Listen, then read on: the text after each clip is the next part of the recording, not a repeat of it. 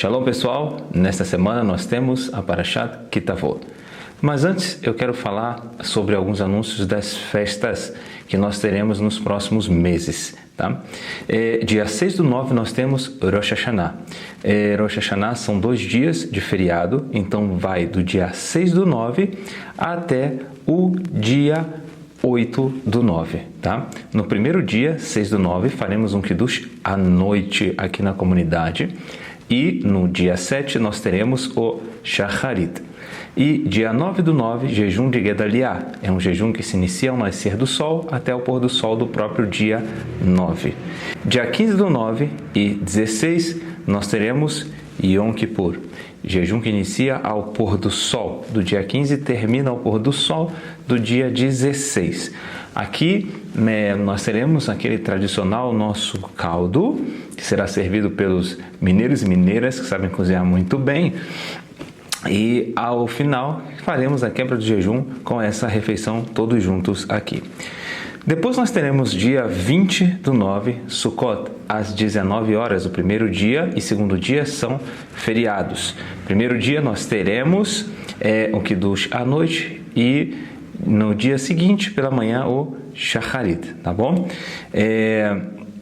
Nós vamos ter a refeição da noite e outros detalhes também sobre as refeições, é bom lembrar, falar sobre isso. Tem pessoas cuidando e já devem ter feito contato com vocês, tá bom? Dia 27, nós temos Hoshana Abba, é o 7º dia de Sukkot. Não é feriado, porém, eu queria convidar vocês para que façamos o Shacharit juntos. É um dia muito, muito, muito importante a contar para finalizar o veredito final, o decreto final. Então, o dia 7, o Hoshana Abba, o 7º dia de Sukkot, é muito importante que a gente possa fazer o Shacharit juntos. Depois nós temos Shemini Atzeret. No próprio dia 27, à noite, começa o 8º dia, tá bom? Dia 27 e 28 são feriados. Então, dia 28 a gente vai realizar um Shacharit na comunidade, horário de costume, todos já conhecem. E no próprio dia 28, à noite, Simchat Torah. Simchat Torah é feriado, mas à noite, às 19h30, nós vamos fazer juntos também uma refeição festiva. O pessoal está cuidando de tudo isso aí para que a gente possa ter tudo bem coordenado. Outro aviso importante também, nós começamos uma outra narrativa, sobre o livro Hilchot Deot, do Rambam, e muito importante porque nos ajudará a melhorar a nossa conduta e o nosso caráter. É de extrema importância, eu peço a vocês que ouçam, que prestem bastante atenção, que meditem, que reflitam sobre isso. Outra coisa importante também são os vídeos que eu tenho colocado durante a semana, vídeos curtos de algumas reflexões de histórias que são muito interessantes para que a gente possa chegar a uma conclusão de um determinado ponto que seja. Inclusive também tenho falado um pouquinho sobre Rosh Hashanah, sobre Teshuvah, tá bom? Então, peço para que vocês estejam bastante atentos a essas informações no grupo. Vamos lá. Resumindo um pouco da porção dessa semana, nós temos as leis de Bikurim, que são as primícias, as primeiras frutas que nascem de uma árvore. E elas eram marcadas e levadas em um cesto com as 7 espécies da terra de Israel. No templo tinha uma cerimônia especificamente para esse tipo de evento, vamos falar assim. Isso só passou a valer depois que o povo entrou na terra e que a terra foi repartida entre as tribos. Das demais espécies, não era necessário fazer esse tipo de cerimônia, não era necessário fazer a retirada das primícias. Só que o versículo deixa isso claro para nós também, em Devarim 8:8, que está mencionando a terra, que seria a terra que emanaria as 7 espécies, como descreve a Torá. Uma outra indicação também se refere ao fruto, que um homem foi ao campo e avistou pela primeira vez. Essa primeira produção marcava, então, que aquele fruto seria oferecido nessa cerimônia. Ele fazia uma marcação nesse fruto, como por exemplo, podia amarrar uma fita nele, para indicar que ele seria Bikurim, seriam as primícias naquele ano. essa cerimônia era feita 2 vezes a cada 7 anos no Beit HaMikdash apenas. Não há como fazer fora dele. E que ali a pessoa que estava levando a sua primícia, ela declarava que havia dado de todas as partes da sua produção. Isso ocorria no final do 3º ano e início do 4º. E também ocorria ao final do 6º ano e início do 7º. Vale a pena a gente lembrar aqui uma coisa muito interessante, que esse trabalho é uma forma da pessoa demonstrar gratidão a Hashem pelo que ela está recebendo.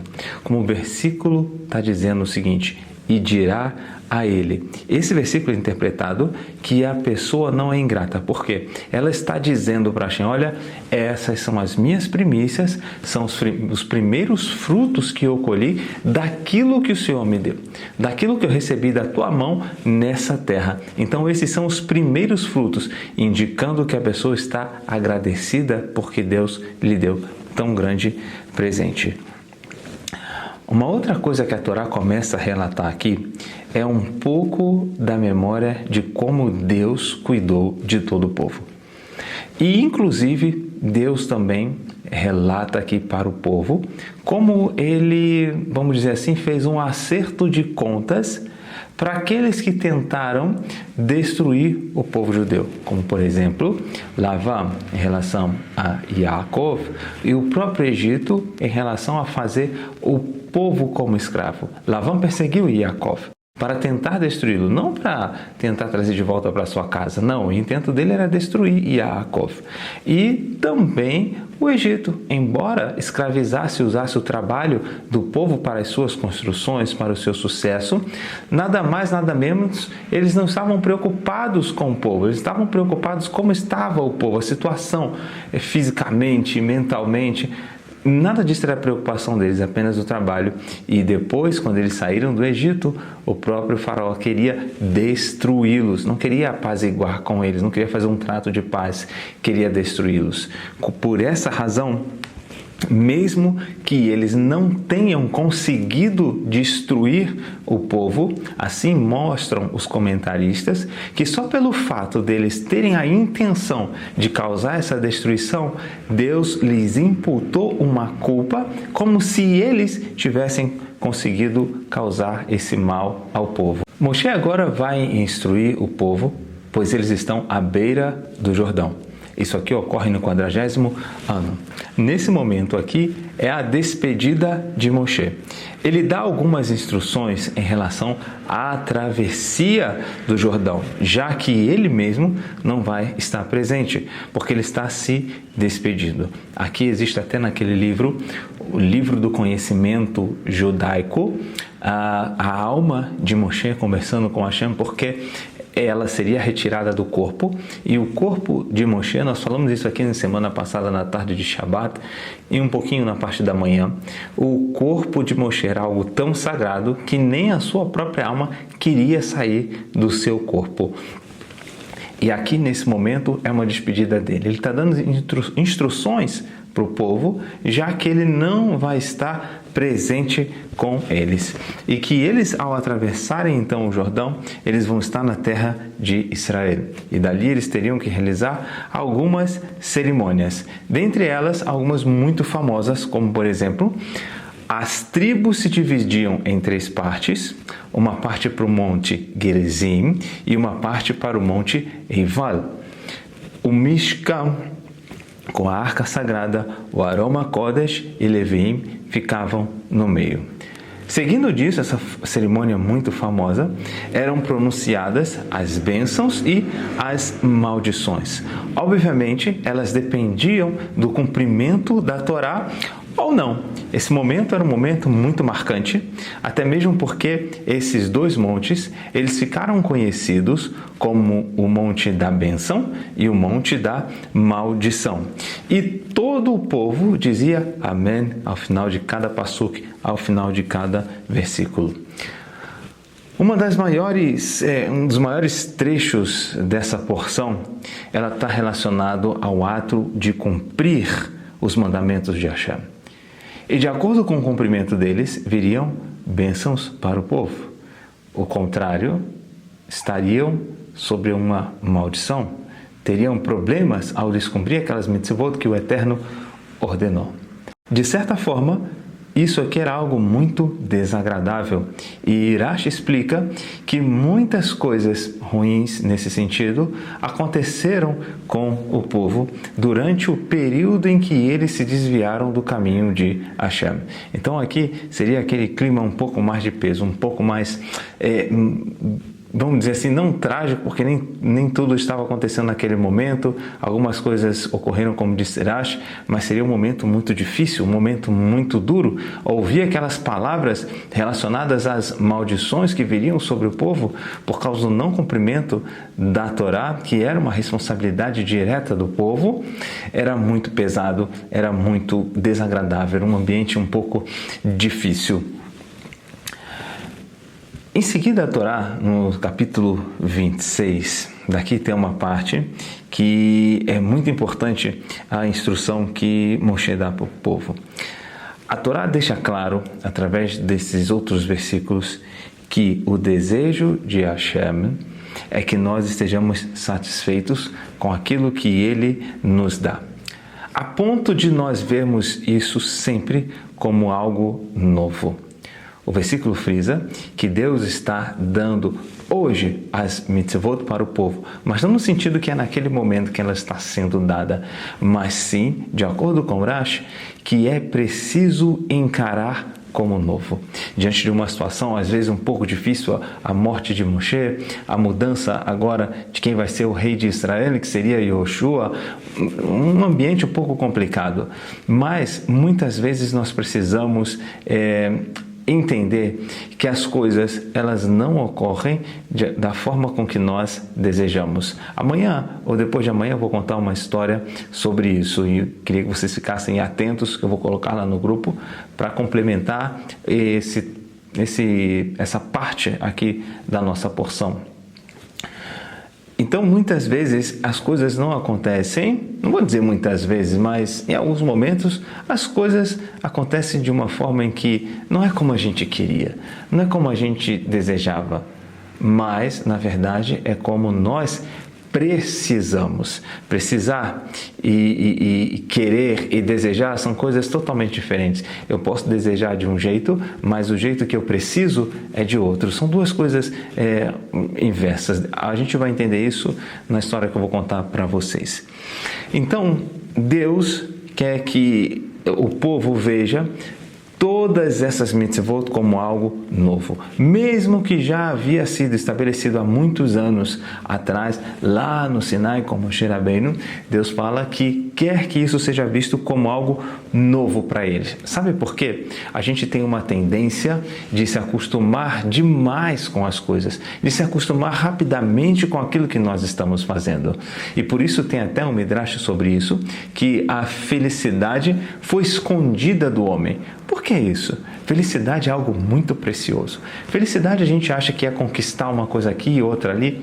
Isso não é felicidade. Isso pode ser só prazer. Felicidade é algo pleno, é algo completo, é algo que preenche você não só por um momento, mas preenche você sempre.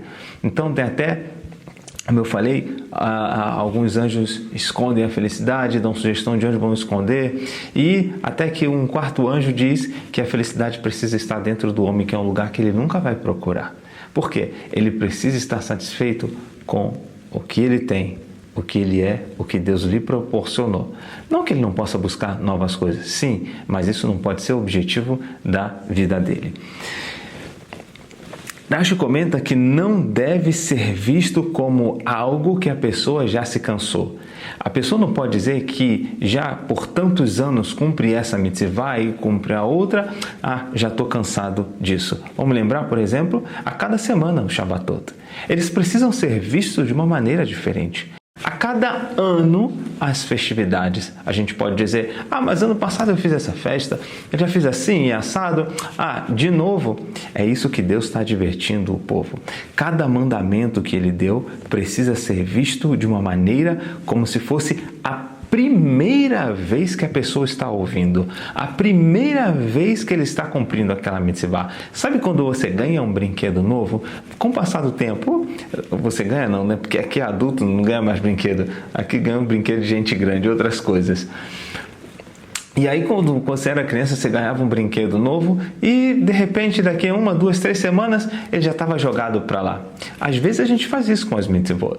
Descobrimos uma mitzvah preciosíssima, linda, maravilhosa de ser cumprida, com muita luz, com muita inspiração. Mas passam-se 1, 2, 3 anos e daqui a pouco a gente já não consegue enxergar a beleza naquela mitzvah. É isso que Deus está advertindo o povo, dizendo: não façam isso. Todas as vezes que forem cumprir uma mitzvah, veja também todos os mandamentos como se eles fossem novos, como se estivessem fresquinho, descendo agora do Sinai para ser entregue para vocês. E aqui fica uma pergunta: por que isso? O versículo 17 e 18 dá a resposta para nós aqui. Diz o seguinte: Et Hashem Marta Ayon. Hoje você escolheu Hashem. Lichiyot lecha Elokim, para ser seu Deus, para andar em seus caminhos. Velalechet bidrachav, velishmor chukav, e observar os seus mandamentos, o mitzvotav, o mispatav, velishmoa bekolo. Observar seus mandamentos e para escutar a sua voz. De acordo com Urash aqui, a expressão está denotando o seguinte: separação ou seleção. Aqui fica a prova do amor do povo judeu por Hashem e do amor de Hashem pelo povo. O versículo deixa bem claro: você o escolheu, ou seja, dentre todas as deidades que não são deuses, de deuses que são estranhos para vocês, de até mesmo que vocês viram lá no Egito, vocês escolheram Hashem, o seu Deus. Para quê? Para ser para você como Deus. Em contrapartida, assim diz Rashi, o que Deus fez? Deus escolheu agora vocês dentre todas as nações da terra para que vocês sejam para Ele um povo seleto, um povo que Hashem escolheu. Olha a beleza desse passuque. À medida em que o povo escolhe o caminho de Hashem, Hashem traz o povo para perto dele e diz: olha, vocês são escolhidos por mim, dentre essas nações. Vocês poderiam andar em outros caminhos, mas vocês escolheram o caminho das mitzvot. Vocês escolheram o caminho de Hashem. Daqui, Hashem fala: então eu também escolho vocês. Trago vocês para perto de mim. Va'Hashem elmicha hayon. E hoje, Hashem escolheu. Lehiyot lo le'am segula. Você para ser o seu povo estimado. Ka'asher diber lechar. Como ele disse a você. Velishmor kol mitzvotav. E para observar todos os seus mandamentos. Isso foi dito lá no Êxodo: sereis para mim uma porção seleta.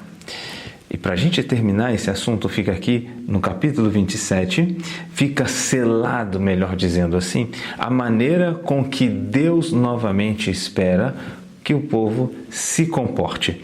Ele diz assim: Vaitzav Moshe veziknei Israel. Moshe e os anciãos de Israel ordenaram. Et ha'am lemor, ao povo dizendo: Shamor et kol ha-mitzvah. Vocês guardarão todos os mandamentos, asher anochi metzaveh etchem, que eu lhes ordeno, hayom, hoje. Todos os mandamentos que Hashem ordenou. Ser visto como algo novo e como se fosse hoje, como se fosse exatamente nesse momento.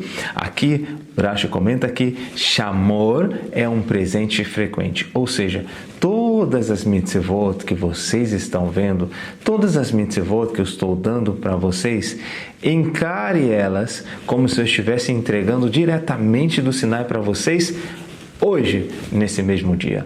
Então chegou Rosh Hashanah, é como se Hashem estivesse dizendo, agora é Rosh Hashanah, é a primeira vez que vocês estão fazendo. É o Yom Kippur, é a primeira vez que vocês estão fazendo. É o Sukkot, é a primeira vez que vocês estão fazendo. Shabbat, é a primeira vez que vocês estão fazendo. Todas essas mitzvot, falamos aqui de festividade dentre o Shabbat, mas isso se relaciona até às mitzvot que podemos, entre aspas, considerar como menores. É como se fosse hoje a entrega delas e devemos vê-las como se aquele momento fosse de novo e de novo sempre a primeira vez. A porção termina agora com o discurso de Moshe, falando com todos, trazendo à mente todos os milagres e acontecimentos que eles viveram juntos. Aqui ele está frisando a importância de que a pessoa não pode esquecer tudo o que Deus fez por eles e como Deus estava com eles e como Deus caminhou com o povo durante todo o caminho e que Deus deseja de fato estar de novo, estar sempre, estar o tempo inteiro caminhando com o povo, mas só que o povo vai estar preparado, porque eles vão entrar numa terra que não vai ser moleza, vai entrar numa terra que tem lá um povo que faz idolatria. É como se eles agora fossem ser testados para saber se aquele veneno que foi adquirido lá no Egito, para saber se aquela bagagem que eles saíram do Egito e passaram pelo deserto por todas as etapas, se realmente elas saíram deles e que agora eles vão lidar com elas para conseguir consertar e assim chegar à terra que o Eterno lhes prometeu